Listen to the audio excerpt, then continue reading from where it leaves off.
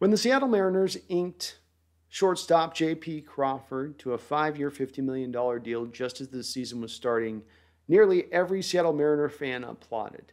It was a deal that was very welcome. This guy, since coming over from the Phillies in 2019, has been a steadying force in that locker room, first and foremost as a leader in the background of the scene. He's also been a very solid fielder who can occasionally give you a little bit of something there with the bat. He tends to be able to get on base as well, draws his share of walks. Overall, just a very solid player for the position.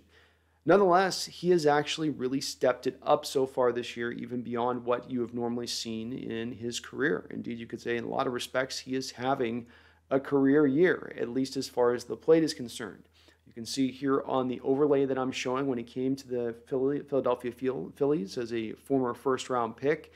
He was a guy that wasn't giving you a lot with the bat, but he would give you a decent amount with the glove.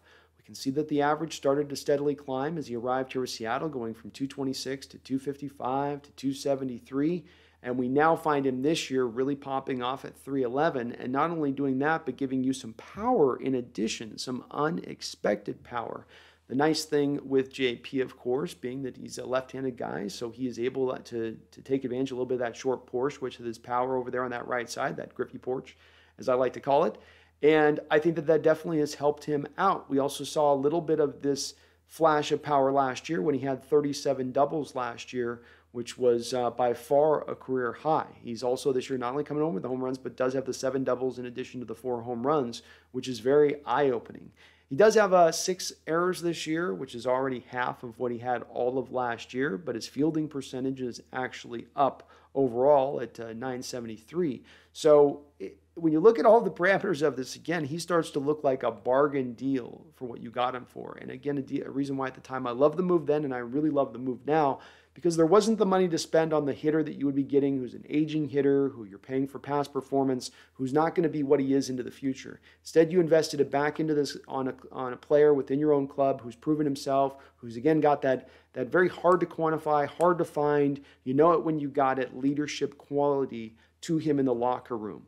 And you put those all together with it, again, this becomes a bargain. And if he continues to hit like this will look like pennies on the dollar for the type of production you're getting from Crawford. It's great to see, again, in Austin to have another player now set in there at shortstop. I know Mariners just drafted a guy very high in the, I think in their last first-round pick was a shortstop.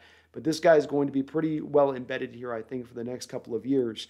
And what's nice here about him, too, as well, when you're building a baseball team in Seattle, and however you're going to build it, you've got to build it with an eye towards defense and then try to get some of that offense in there with it. You can't get these guys that are all just offense and then an average to a below average glove. You're going to pay the price in this stadium if you are throwing those kind of fielders out there. But in this guy, you have a plus glove and a plus bat. We stack more of these type of guys in this lineup, we're going to get that quicker and that much faster to becoming a winning baseball club.